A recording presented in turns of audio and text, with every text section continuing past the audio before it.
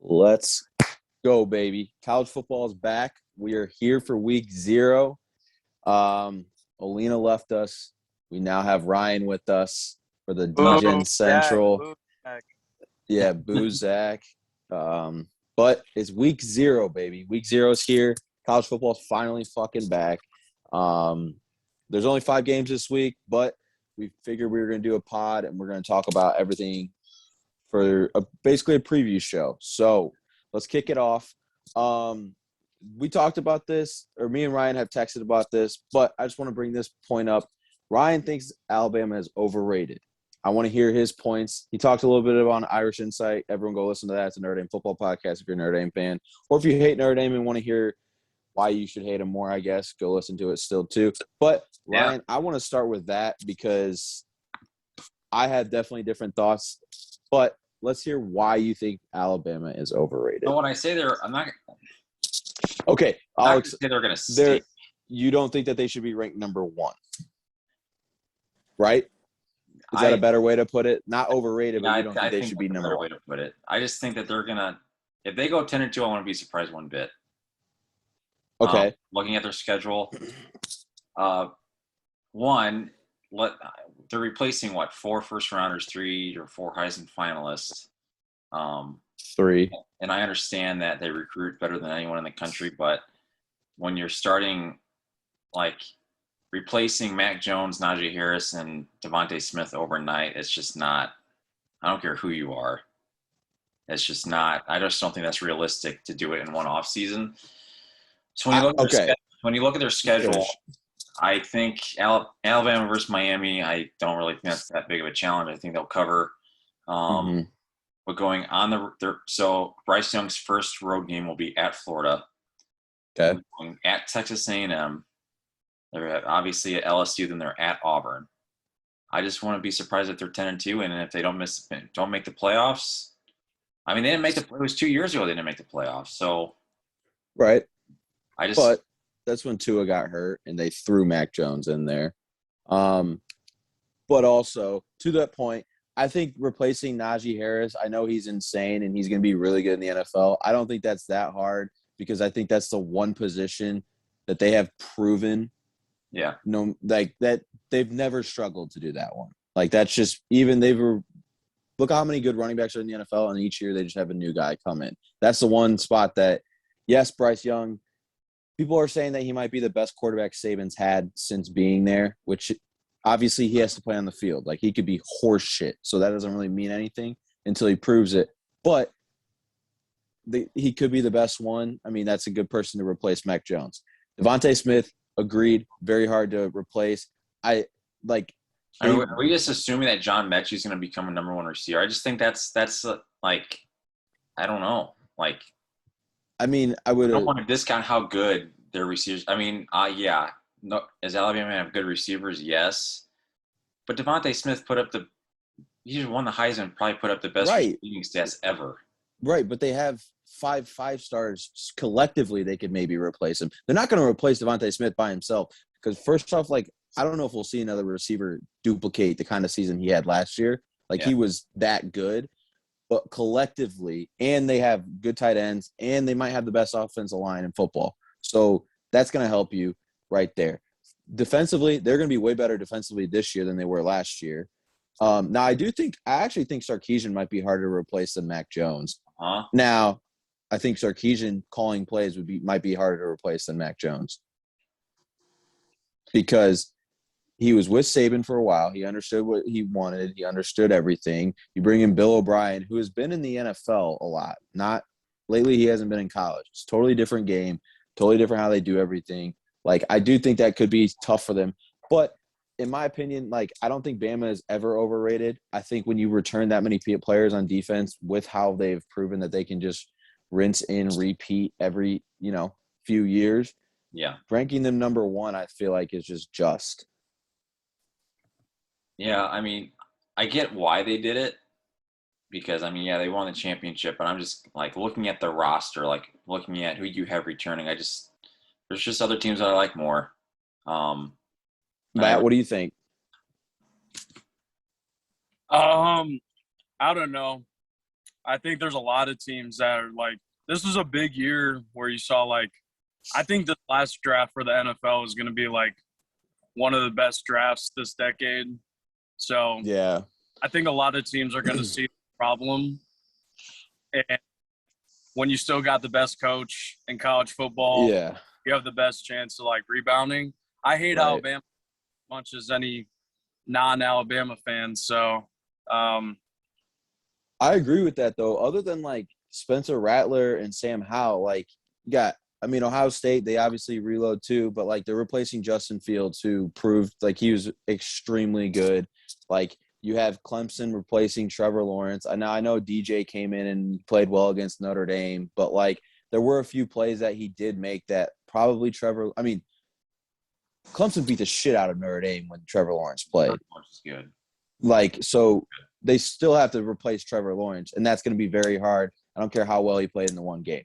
Like, you have now where this is where I think it's like so open because you have Oklahoma with Spencer Rattler. Before we got on, I said this. I think like Oklahoma and Georgia, this might be the best chance for them to win because I do agree, though. I don't know if Bama is going to be as dominant as they has been because they do have to replace. I don't know if Clemson will be as dominant as they have been because they do have to replace. And then you throw in Ohio State, same with them. I don't know if they'll be as dominant. Now, they're probably going to go undefeated because their schedule is kind of a joke. Yeah, I think Ohio State's almost going to win the Big Ten championship. Right, but that's still – in a playoff scenario against, a Georgia or Oklahoma, like I still would give them a very great shot at beating Ohio State. Like I don't think Ohio State's, that much better. Whereas in the past few years, like when Justin Fields was there, it's like, yeah, they are that good. Yeah. So I do think it will be interesting. I think that's one of the reasons why Bama was like clear cut number one was just because like I don't think there was any team returning. And you said Bryce Young does have to go to Florida. It will be different. There will be fans now, so like that will be like a crazy atmosphere. But you're looking at a Florida team that lost a lot. Talk about production losing. Like Kyle Pitts. The game that I'm marking is A&M. Yeah, but you're talking about A&M, who's replacing Kellen Mond, who's been their go-to guy for the past 3 years. Now, their recruiting has been better, but if they can't figure out a quarterback, that's A&M won't be as good. Like now, around they've gotten to be good. Like they're recruiting. All right, so then next thing, let's get into it.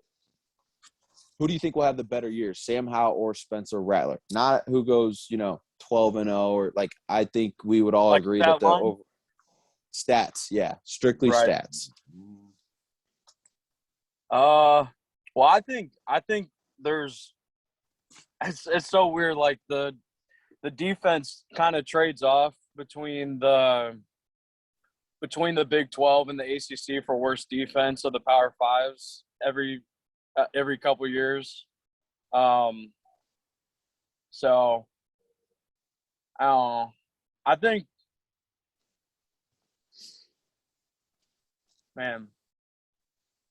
Spencer Rattler will probably do better overall. I think he has a little more raw talent, like in the run game as well, which will also like give him a little nudge ahead. Yeah.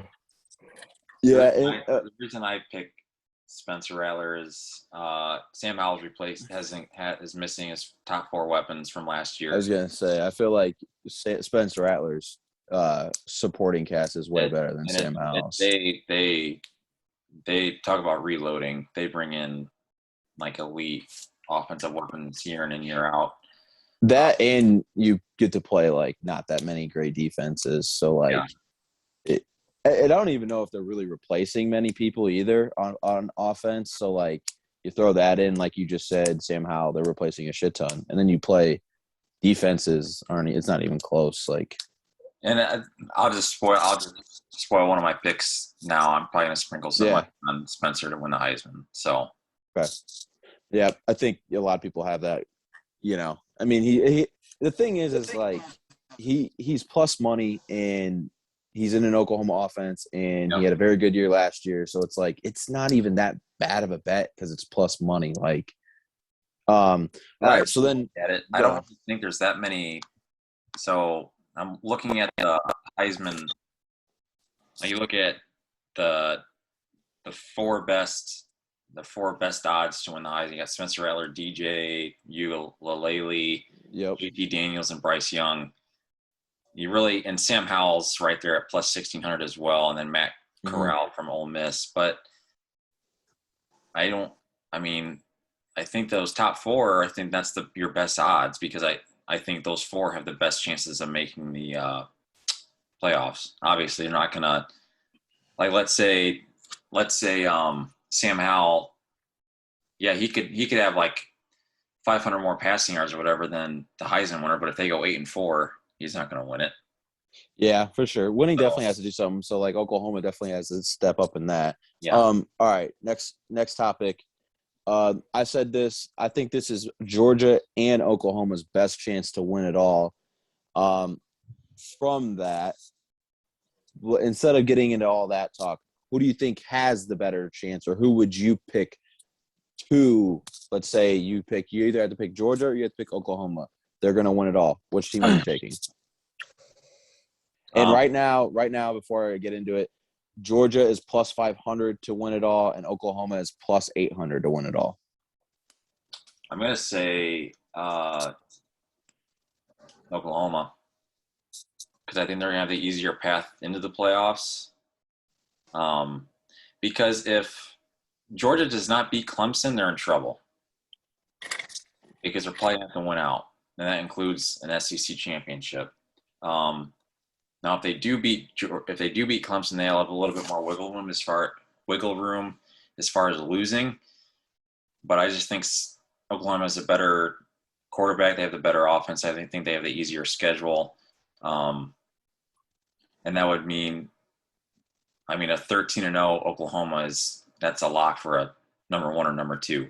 So, yeah, and let's be honest. Even if, let's say, Georgia, if Georgia beats Clemson, or if Georgia loses to Clemson, Oklahoma could probably lose and go 12-1 and still have a better chance of getting in, because Georgia would still have, like you said, they'd still have to win the SEC. They'd still have to beat Auburn, still have to beat Florida, still have to beat all those SEC teams on top of it. Now, their SEC schedule this year is like much easier compared. They don't have to play Bama. Yeah. They don't have to play Bama or A&M, but they still have to play Florida. They still have to play. Tennessee first year, they're gonna be fired up. Kentucky won't be bad. They still have to play Auburn, and then you still have to play Texas A&M or Bama in the SEC championship. So, yeah. Yeah, I just think if Georgia can get by Clemson, I think they're looking good. Because Auburn, I think Vegas has them only at 7.5 over under for total wins. So they're obviously not that confident in Auburn this year, but it's at Auburn, and it can get weird, as we know. Nagy, who do you think? Yeah, I was basically going to go same route as Aronofsky, and I think that, like, if you look at the odds to make the college football playoff, like, Oklahoma should probably, their odds should probably be better than Georgia, because of the conference difference and the scheduling difference. But I think, Georgia's probably got the best defense heading into the season, arguably in the entire college football.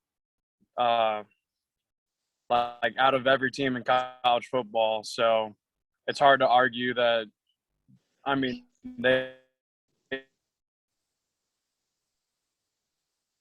lost him. But, all right, I agree with you. I just think schedule-wise, that's right there is just kind of why I think Oklahoma could lose their one game to Iowa State like they always do and still have a better chance to get in over Georgia. Because if Georgia loses to Clemson, now it all comes down to the game one though. I think if game one, because obviously if Georgia beats Clemson, I think they go undefeated during the regular season. Then that means they probably could lose in the SEC championship and get in regardless. But I would not be if someone. I don't think it's that bad of a investment to put some money on Iowa State winning the Big 12, to be honest. No, because I think the odds are so crazy. Yeah. That's one of those bets Big 12, I guess never mind. It's plus 250. That's not that much, I guess. But they got a good team. They do. They're going to be good this year. And this is probably the year that Oklahoma definitely beats them then because they're like everyone knows they're going to be good. But Right. all right. So any sleeper teams you think could get in? Like I think for me, I think it's like the normal teams. Like I don't think there's going to be an outside team. I think it's going to be, Ohio State, Bama, Georgia, Clemson, Oklahoma. I mean, it's I think Notre Dame's going to be better than people think they are this year. I saw there was like 8.5 win total. I think that I'm going to talk about that later, but yeah. But I don't think they're going to go 12-0. So No, I don't think so either. Looking at it, I mean, a 12-0 Cincinnati team with a win at Notre Dame, that would be pretty impressive. and at IU. Yeah.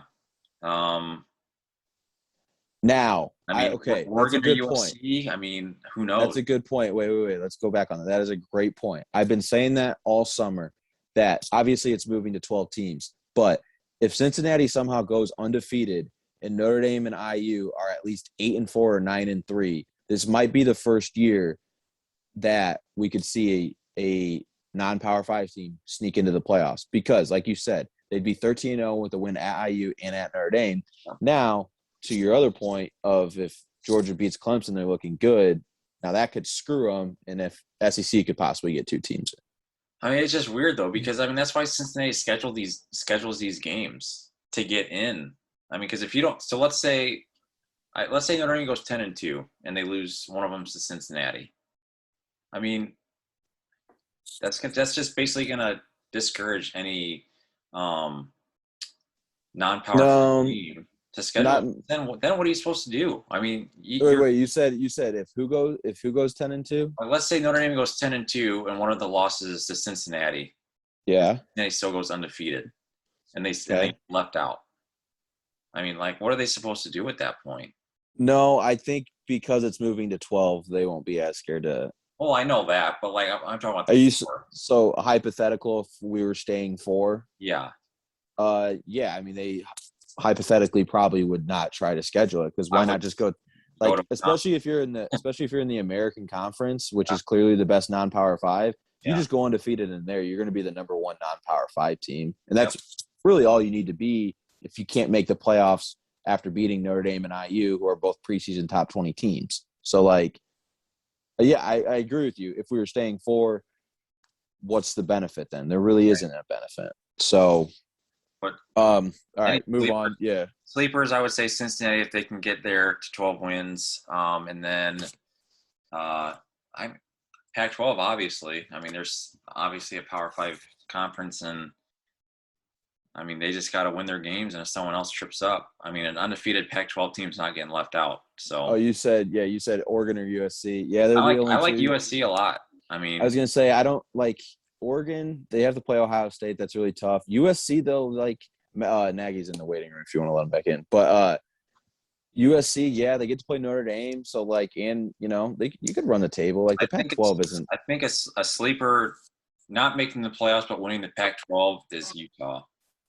Yeah, they have a good quarterback. They have Brewer from Baylor who transferred there, who's starting.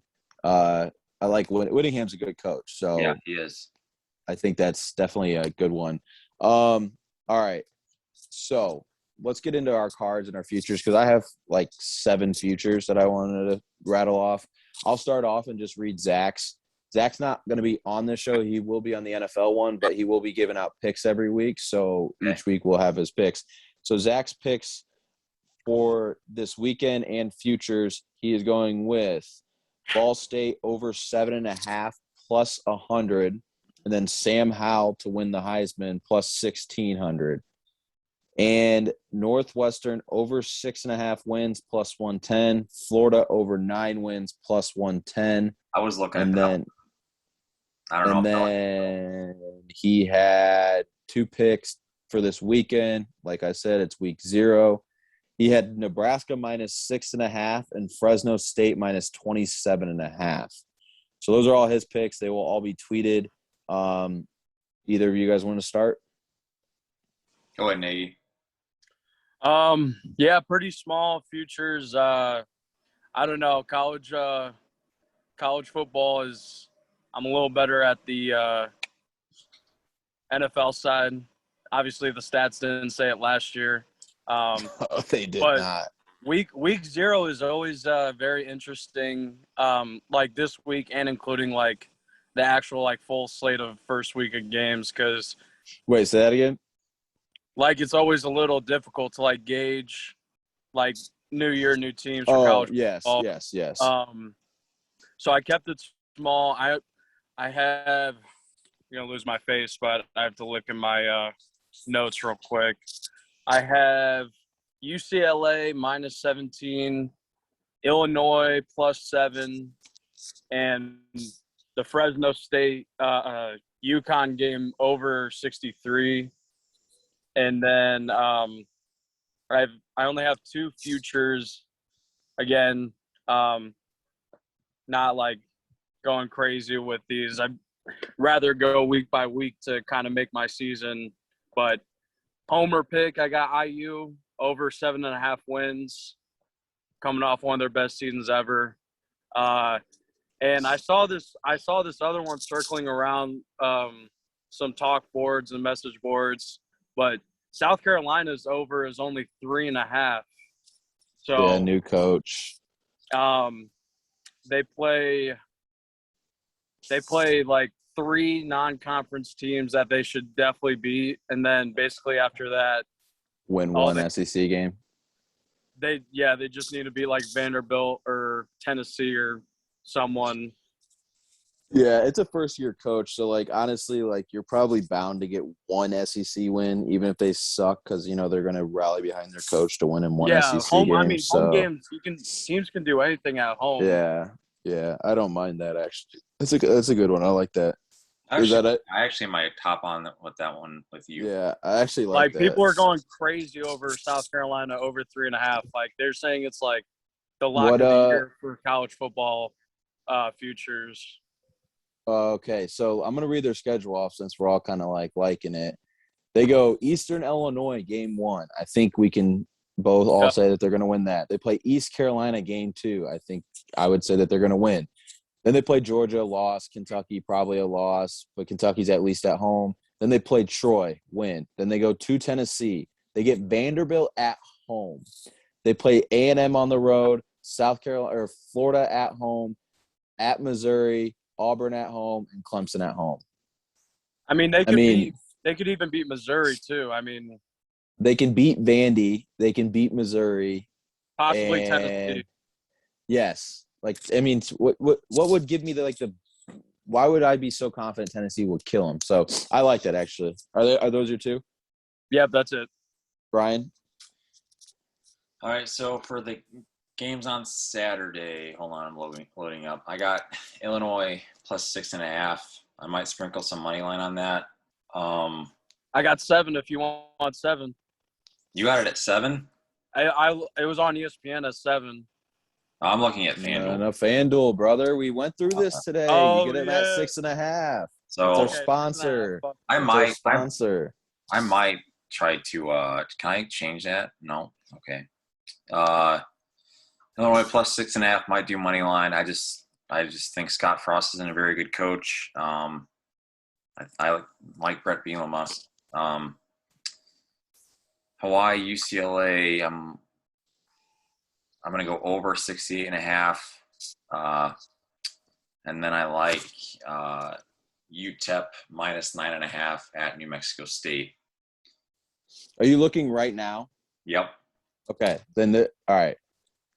Because I have New Mexico State, but when I was looking this morning, it was 8.5. But if you're looking right now, we'll go 9.5.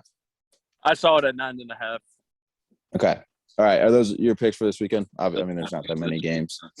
And then for futures, I like Spencer Rattler to win the Heisman.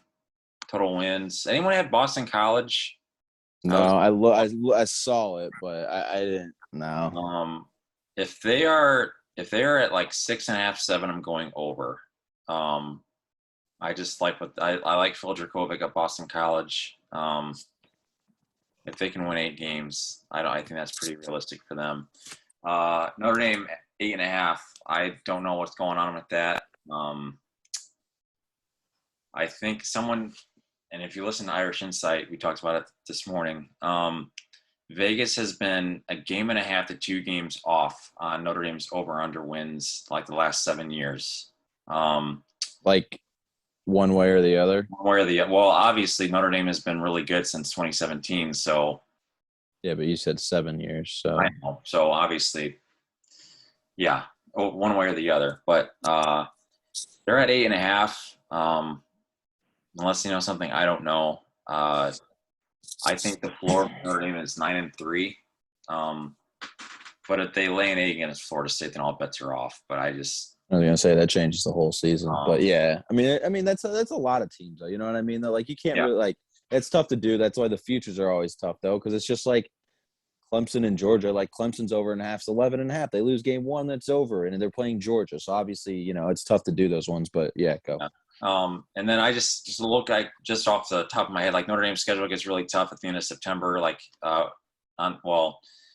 neutral site game against Wisconsin, and then at home against Cincinnati, on the road against Virginia Tech, then back home against North Carolina and USC.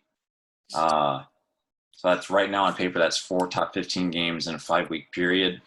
Luckily, 3.5. I say 3.5 because that Wisconsin game's in Chicago, so that's basically a home game. The other 3 are, as far as the top 15 games go. So if Notre Dame can just go 2-2, and then win the games they're supposed to, which is essentially every other game on the schedule, I think 10-2 is definitely doable. And then, and what else was I looking at? Ohio State. Theirs is at 11. That's kind of why I like it. Because one loss, you at least push. Yeah, and like we said earlier, every game that would potentially be challenging for them is at home. Obviously, they start out against Oregon. Is that week 1? Week 2. I'll be there. At Ohio State. Yep. Look out for the Hoosiers. And that's a noon kickoff for a Pacific Northwest team. So they play at IU this year too, though. Oh, do they? Yeah. Well, I mean, that's probably the second toughest game. Like, in reality, IU's got to do it one time before I believe in them. So they haven't done. No, I'm not. But I mean, their schedule's trash. Other than like, yeah, there's like Oregon's probably their toughest game, and then honestly, like, I would take at IU because IU will be fired up over Michigan, over Penn State. They don't play Iowa, like they don't play Wisconsin. So, and then I was looking at Oklahoma. They're also at 11. I thought I saw them at 11.5. Or no, that's Clemson. Never mind. You're right. I think Ohio State and Oklahoma have the best chance out of anyone to go undefeated regular season. Yeah. Obviously, Oklahoma has a Red River rivalry. That's the neutral site game. But Texas, I don't think they're going to be that good this year. You can get – just sorry to interrupt you, though, but speaking of Ohio State, you can get them at plus 105 over 11 right now. So it's plus money. Oh, really? Yes. And then I was looking at Michigan at 7.5, and I was looking at their schedule. They play at home against Washington. That should be a pretty decent game. Basically, they start out with Western Michigan, Washington, Northern Illinois, Rutgers. That could be a 4-0 start. It should be a 4-0 start. Then they go on the road against Wisconsin, on the road against Nebraska, at home against Northwestern, at Michigan State, at home against IU, Penn State, Maryland, and then Ohio State. I don't know. That's tough. I mean, you like the under? I thought you were saying the over. Who's their quarterback? I'm just kidding. It's a. I meant like recruit. Suck every year. Yeah, right. They are gonna suck. It's this guy who, like, I might go with the under. Played towards the end of the year last year, and then their backup is a true freshman who's like Harbaugh's biggest quarterback recruit ever, J.J. McCarthy. But so the freshman might play. If the other kid sucks, the freshman won't play. But that doesn't mean it's a good thing or bad thing for the win totals. But I'm gonna officially go with Notre Dame over, Iowa State over 9.5.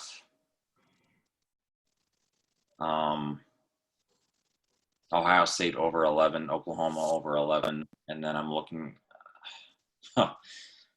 This is not on the books yet, but I'm really close to taking Alabama under 11.5. Okay. All right. All right. You got until tonight to officially have yours. Okay. All right. For my future, Is that it? can I have it officially till next week since they don't start until next week?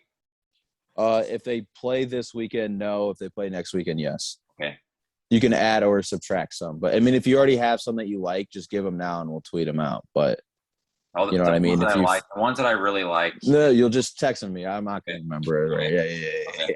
All right. This weekend, I got UConn plus 27.5, Nebraska minus 6.5, UCLA minus 17.5, New Mexico State plus 9.5. My futures, South Florida over 2.5 wins at plus 110. Shout out Charlie Jr., friend of the program. I have faith in them. Their schedule is trash, so hopefully they can get 3 wins. I have Minnesota under 7 at minus 110. I just think PJ Fleck is the biggest douchebag in the world. Indiana under 7.5. To Ryan's point, when we were talking about IU Ohio State, I think they have to actually do it in a real year. And playing Cincinnati non-conference, first game against Iowa, their schedule actually isn't that easy either. Then I have Navy at over 2.5. I mean, Navy and Army, if it's over 2.5, I'm probably going to take the over just because they're going to win 1 or 2 bullshit games because of that. Because America and just running the option teams don't really like playing against it. Florida State over 5.5.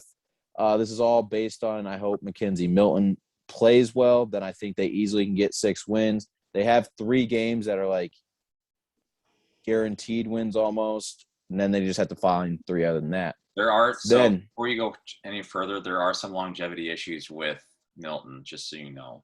Yeah, he's not practicing every day. Right. I'm more hoping he can just play in big games, I guess, and then Norvell actually got a hold of the team this summer, and they're actually able to practice because they do have talent on that roster. So I think they can squeak 6 wins out of that. Now playing Notre Dame as one of their non-conference and Florida, that kind of sucks, but I like the over in that. Then I'm trusting Sark in Texas over 7.5. I don't think their non-conference is that hard, so I think they can get 3 wins out of that. And then they just have to find 5 wins in the Big 12, which other than Oklahoma and Iowa State, I think they can beat everyone else in the Big 12. Then my last one is another friend of the program, shouts out Jeffers, Ohio State over 11 plus 105. I think their biggest game will be week 2 when Oregon comes to Columbus. I will be there. So I think that will be really the test. I don't really see them losing other than that. If they're able to win that game, I think it's a guaranteed you'll at least push. But like I said, all of our picks will be tweeted out. So does anyone have Toledo's? It was 8.5. I don't know. It was 8.5. I'm taking that the over. Okay. They return all 22 starters. They're the odds-on favorite to win the MAC. By I think a decent amount. Anything else from either of you? Any other points? Next week we'll get there's a shit ton of good games. This week is obviously week 0, more of just a preview and whatnot. Next week we'll actually break down games, give our thoughts, give our picks and whatnot. But any other words from you guys? Do you want to give playoff predictions or no? Yeah. 4 teams. 4 teams. Yeah, for sure. You can start. Man, I don't want to go to basic 4. I'm going to try to mix it up. Hold on. I'm gonna go Ohio State. Yep. Oklahoma. Yep. Georgia and North Carolina. Okay. Wow, that is North Carolina. I feel like the other 3 are people would. North Carolina, that would be a crazy one. If there is a year for North Carolina to get Clemson, it's this year. Probably yes. Matt.